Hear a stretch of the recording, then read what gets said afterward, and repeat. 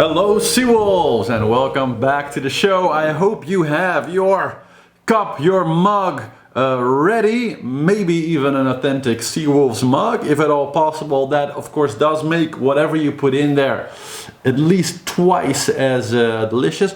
And I think we got a great show today with some good news, actually, both in the Vendee Globe but also in the Prada Cup. But let's start by getting all together, Seawolves all over the world. Are you ready for this? 3, 2, 1.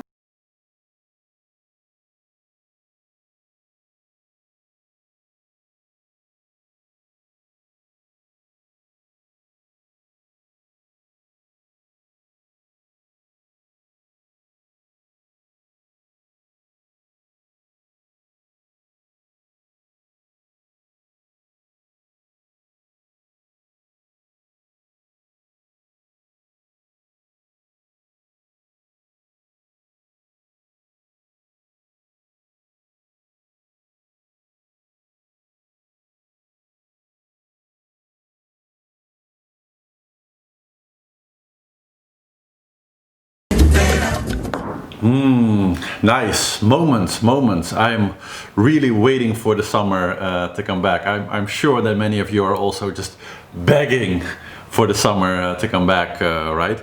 So let's dive straight into it, and by into it I mean the Prada Cup, which of course is also a little bit already the America's Cup, because my gosh, I'm sure that many of you already saw what Jimmy Spithill did. Well, let's just take a look at it for a minute and enjoy this.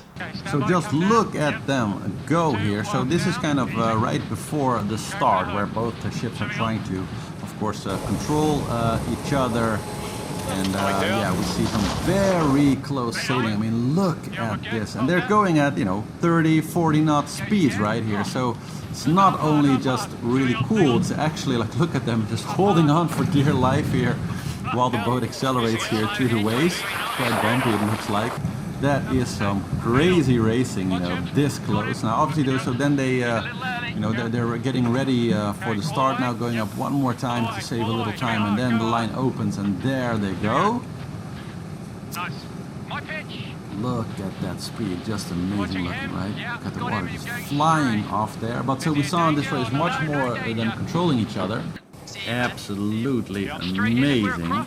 Yeah, and so now we see them approaching each other here, getting really close, and yeah, Jimmy basically saying, dang it, I'm just gonna go for it. Look at this. I mean,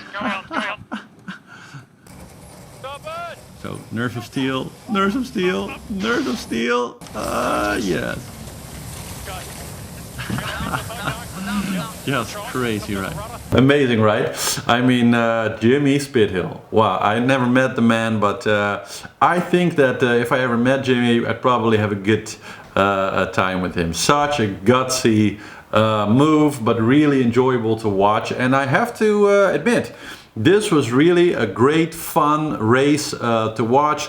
Lots of spectacle. Of course, the fact that Jimmy was sailing so aggressively, both in the pre-start and really throughout the race, much more actively guarding now, within the sailing strategy, much more trying to really control the other boat, Ineos, because that's kind of what went wrong before and cost him the win. And even though they still lost, maybe despite or because of this maneuver that he pulled, I still thought that yeah, it really raises the level on the cup, and it was very enjoyable to watch. And so what does it all mean? Well, it means that Ineos now, with 5 wins in their name, is basically guaranteed to go to the Prada Cup final. And well, we still have some races to go, but it looks more or less like that final is going to be Ineos against of course the Italian Luna Rossa, with the Americans technically still having an option to return, but they would have to be back really the next race, so next weekend I guess, and they'd have to win everything, and I'm not 100% sure that even then they could actually win the Prada Cup, and so then go on to the actual America's Cup. But yeah, great news for Ineos, a real confidence booster. And it has to be said that the Italian team Rossa did do you know, very, very well on all fronts. So you might say a little unlucky, or just, you know, few mistakes why they lost this second race. But for the first time, these two AC75s really look well matched, and you know, if one of them makes a mistake, the other immediately hops in front, and so it's but they can still close the distance if there's another mistake made. So it seems that really the teams are getting into their own, they're getting into the flavor of what it means to race these boats together. It's cool to see that the more close fighting, battling now is going on, which means that they're obviously much more confident in the boats and starting to take a little bit these type of risks. Of course, there is always the thing that we might get, you know, a more serious accident, let's say, at some point in this process. The reason why for that is that with any sports like this, with an adrenaline rush type thing, personally I always have it when I go snowboarding or skiing, it's like the third day is always the most dangerous. And the reason why is that on the first day you're kind of still, you know, cold, you haven't skied for a while, you haven't snowboarded for a while, you're getting back into it. The second day you're kind of rediscovering that you already knew all this, and you're kind of really having fun and trying some things out. And by the third day you always get that feeling of a little bit invincibility, so maybe you try something that's a little bit beyond your skills because you're actually not that well warmed up yet, it's only your third day. And so I find that whenever I go snowboarding or skiing, generally on the third day is when the biggest mistakes happen, and I, you know, fall off a cliff somewhere or make a crazy crash or something like that. It has happened to me several times. And I think that within the Prada Cup, America's Cup thing with the AC75s, there's also probably still some things going on with this, you know, close battling that we're seeing now, which is super cool. But the potential for you know, dangerous situations on that is also fully unexplored, right? So I really hope that you know, that we don't see any crazy accidents or anything like that. But it is also a factor, I think, that it's cool to see how you have a new technology, an exciting experience, the human nature of wanting to battle close, and of course these, you know, highly trained, highly professional skippers who are really walking the line of the professional part of their mind that's probably saying, you know, make it interesting, but, you know the limits, you're a professional at this.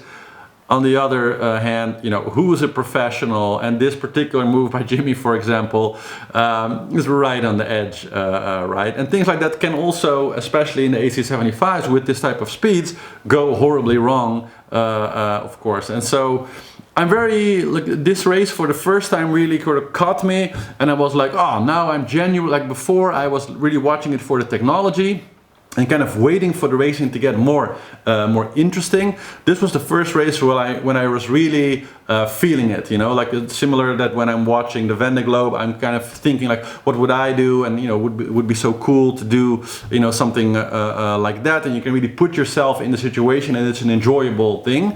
Whilst with the AC so far, I like everything, but I wasn't quite into the race so much. This particular race really made it come a bit more alive for me. Curious actually if many more of you had the same feeling. Let me know in the comments below. But so really good day for the Prada Cup, America's Cup, and we'll see what else happens there next weekend, I guess. Then let's hop over to the Vendee Globe, because we are moving into the later stages of the race now. So when we look here, we definitely see a change. We see that the leaders here a lot more spread out. So I drew this kind of road before where we have more or less good wins towards the finish, which of course is you know, somewhere here, and we're seeing that they're really taking their space within that road, and with several people going a lot more north, like Yannick here, for example, to find more breeze. And what I find personally kind of the most interesting as I was running kind of the weather patch here, that because we're getting close to the finish, the trade-off between just taking the most efficient route, so sailing the least miles, and taking extra miles in order to find more speed, that particular trade-off is becoming more and more unforgiving, let's say, right? Because if you take some extra miles on your journey in order to get a little bit more speed. If you're wrong, let's say, there isn't so much space anymore to make up for that, right? So the Vendee Globe, one of the things that's really cool about the Vendee Globe is that in a really long race like this, you're obviously going to make some mistakes. But the other side of that coin is that you get to make some mistakes, and you also will get lucky a few times, and you'll get some opportunities to make up for those mistakes, right? Now, what we're seeing in this particular situation is that now that we're only, a few thousand miles, really, I mean, Lewis Burton right now technically in position 1 again, and is, as for the calculation, saying 1,031 nautical miles away from the finish. So we're literally just 1,000 miles away now. And with boats going about, an average of 300 nautical miles a day sometimes, technically they could be there in 3 days, right? So that is super cool. But it also means that the margin for error on taking a longer route to get a bit more wind, or wasting a little bit time going a bit slower to get to a certain place to then pick up more wind, all this type of tactical decisions become the necessity to calculate it really precisely, let's say, and really mind the details, are really going to make a lot of difference. And because we've seen throughout the race Jean really being a kind of a master tactician at this, I was kind of looking at the situation right now and doing a bit of routing, and I thought, wow, I wonder if Jean has once again looked at this really greatly. Because if we look at Jean's track really around the globe, we see that the man has hardly sailed an extra mile anywhere. Even in locations where we might have thought like, oh no, he should go there for more wind, etc. We constantly see him, like if I would give him one particular philosophy, it would be that he's just flat out refusing to sail one extra mile that isn't strictly necessary. So the advantage with extra winds has to be incredibly obvious and incredibly big and safe for Jean to kind of take it. Otherwise, even if the wind is a bit slower, or if the weather in per se is not really that favorable, he will just take the shortest route in general. And I think that's something that we're seeing here again today. So if we look at this particular picture, let me take away the guides here, we see that, so we have Jean here, and we see that whilst everybody else kind of, started to make their tacks kind of earlier, right? Not really tacks, but you can all see the kind of bending like this, kind of towards the finish. We see that it was really only Jean who kind of kept going north a lot longer and then started to head for the finish. And so the question then, if I'm thinking in the back of my mind, well, Jean is really from everybody kind of the master tactician in this particular race. Not saying that the other guys and girls are not master tacticians, but in my mind he is like a certain step above the rest in that regard. So why would he do that? And of course then I look at the weather and the weather prediction, and if we kind of take a straight path, so let's say that Jean is saying I'm going to take the shortest route home, and we kind of look at the map here, then I would say, well, if you take this as a point to make the jibe, and I put a straight line more or less to the destination, to make it here, that gives you more or less a straight line. You don't have to really worry about this point. You don't have to really do, you don't really run the risk of having to make other maneuvers. It's basically a straight line from there on if you want it to be, despite the weather. Then I look at the weather along this line. So I've drawn this line now, and so we have a day here. Let's say we go 24 hours ahead now, right? So boom, 24 hours ahead. And so Jean would probably cross about 1/3 of this space in 24 hours, right? So that would put him roughly around here. Is he still having good wind? Is everything, as far as the conditions, looking good? Yes, he's in excellent wind because he's higher than everybody else. So he went on to go a bit more northern, and he's actually more to the north, relatively speaking, on his line right now than everybody else. So that means closer to this northern system, which is creating this wind and sailing nicely in lots of wind here. So he's going to be relatively fast, right? And that's also what we're seeing right now. He's doing 16.7 for our average actually of 17.2, which is really good, right? Which is actually higher than actually most of the averages around here right now. So that's kind of cool. Then let's move the prediction another 24 hours ahead. a little bit more actually, so we're going to 4 o'clock tomorrow. In what kind of conditions does that put Jean? Well, that again puts him roughly around here. Does that give him good wind and everything? Yes, actually looks excellent. Then if we go ahead another 24 hours on that same line, what do we see? Boom. Strong winds actually for him, just increasing winds, but in the right direction, giving him a perfect path. And so my feeling here is that where we see kind of the rest of the group doing more or less the same thing that we saw them doing in the beginning of the race, right? We saw all the foilers and kind of all the young bucks, let's say. We saw them all run off very far in order to, get more at that point to the west, to get more breeze and then head down.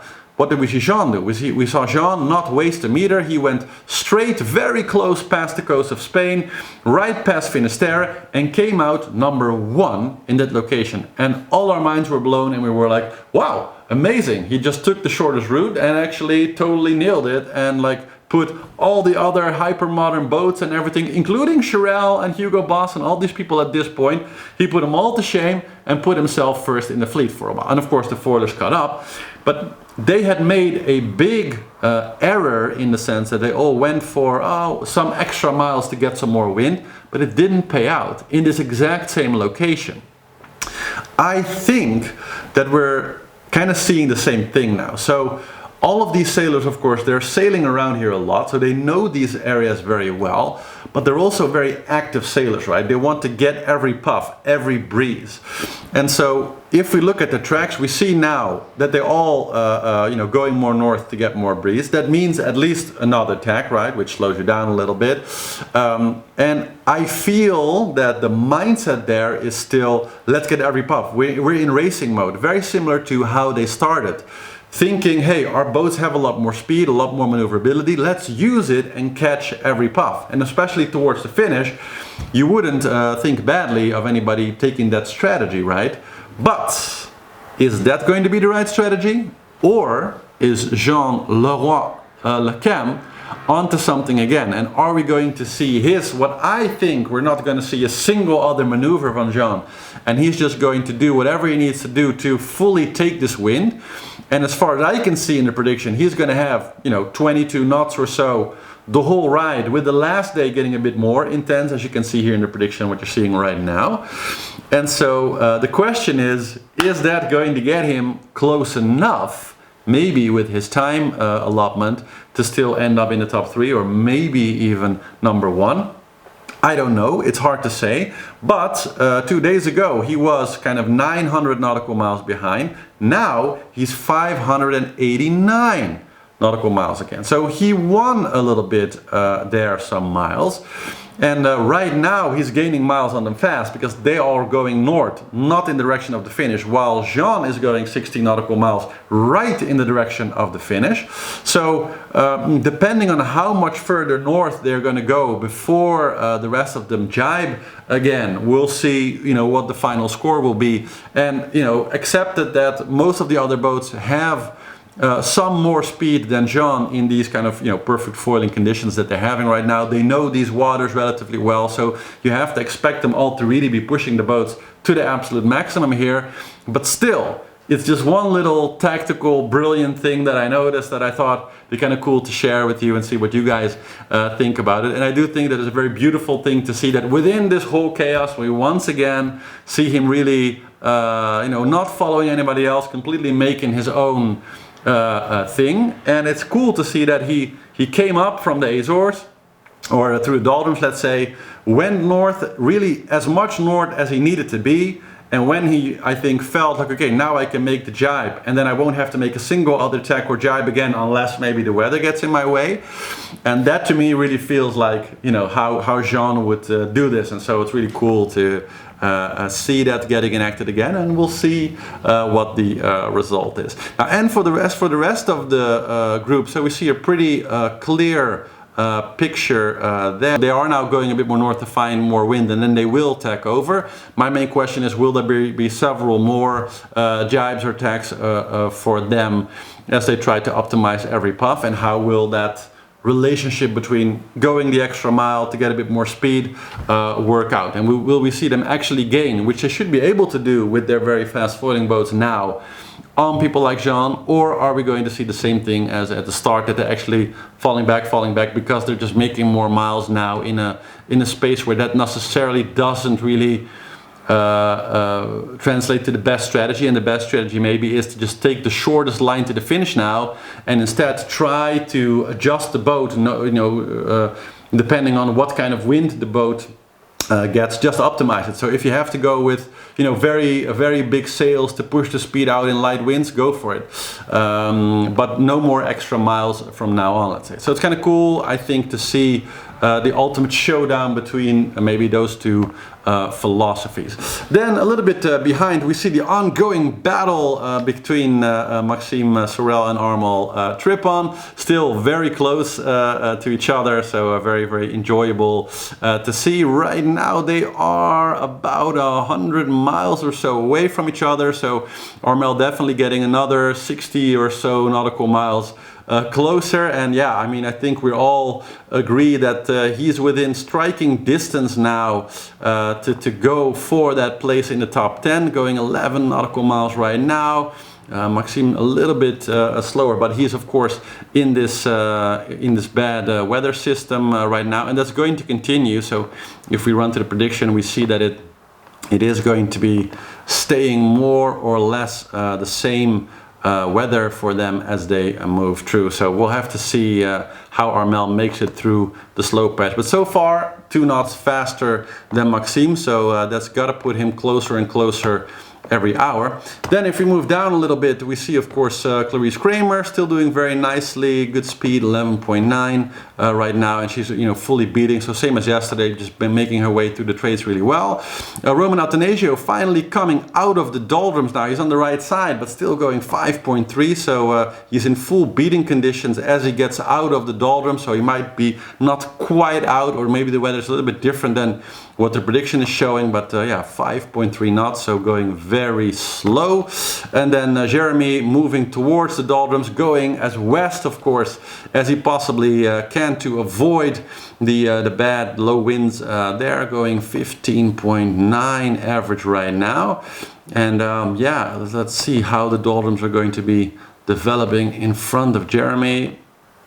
He's not going to be able to really avoid it, but it seems fairly okay. So I think that especially tomorrow and Tuesday should be good for him to move through. I think that probably 24 hours or so Jeremy will have a chance to get through in 24 to 35 hours. So by tomorrow evening, maybe Tuesday afternoon, I think Jeremy will be through, which will be pretty fast, and then he'll be quite close to remain, I think, pretty fast. It'll be cool to see who ultimately ends up winning that duel.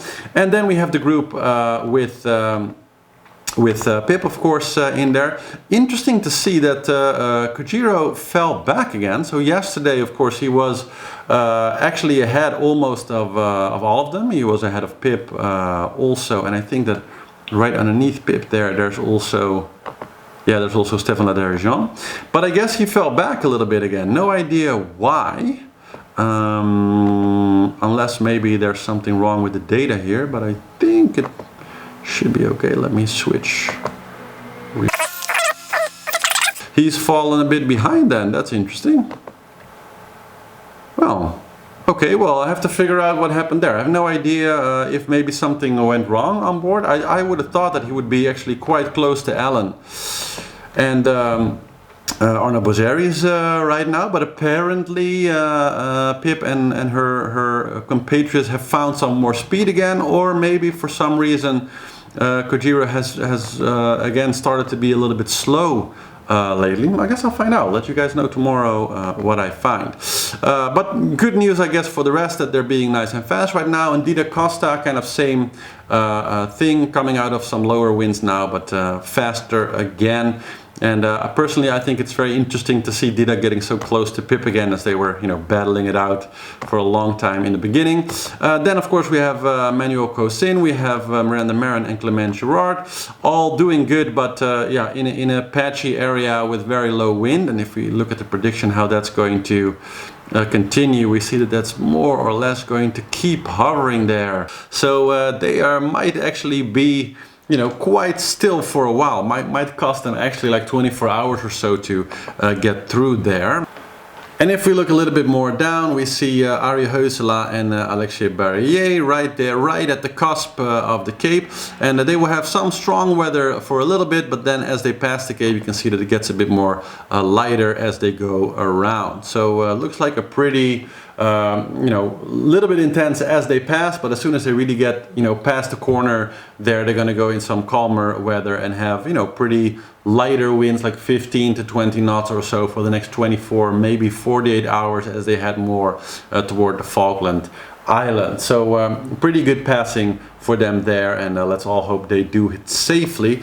And yeah, that's it for the run through of the Vendee Globe today. So I hope you liked this analysis. Make sure to please give the report a thumbs up if you do, and you know, leave your own insights and thoughts in the comments below. It all helps the almighty YouTube algorithms to favor the Seawolves more and for more people to enjoy the show. Other than that, not really any big news today. So I'm going to say thank you all very much for watching, for all the additional info, and of course for our amazing store where you can find things like this amazing Seawolf mug, which of course also very much helps me build the channel more. Oh yeah, actually on that front, so for 2 days already now, I've been working on the first episode of Solo. So we're on the Spirit of Amsterdam now, and in here you can see my beautiful steering quadrant. So I'm shimmying a bit to find the right location to place this, where I'm going to be looking at the noble sport of solo sailing and how kind of to optimize your boat for it, what are kind of the tricks, what are the techniques, what is the mental game that kind of goes into it. So it's really going to be a learn to solo sail series, and I'm going to try to do it really from the beginning, so really no sailing experience at all, to, you know, being a competent solo sailor, and kind of what do you need to go from you know, having no sailing experience basically at all, like, you know, I had no sailing experience basically 5 years ago, to being a really competent solo sailor in a relatively you know, short time. Like, is it possible? Definitely yes. Could you do it? Maybe. And what are some good you know, tips and guideposts along the way, and how can you modify your boat in order to do it? So all those type of questions are going to be in this series, which will be coming out, well, the start of it anyway, as we end the Vendee Globe in a few days. So I'm working hard to get it all ready, but with the COVID around and all the stores closed, it's kind of hard to figure everything out, but I'm working on it. So again, thank you all very much for watching, and I will see you all with a cup of something delicious tomorrow. Ciao!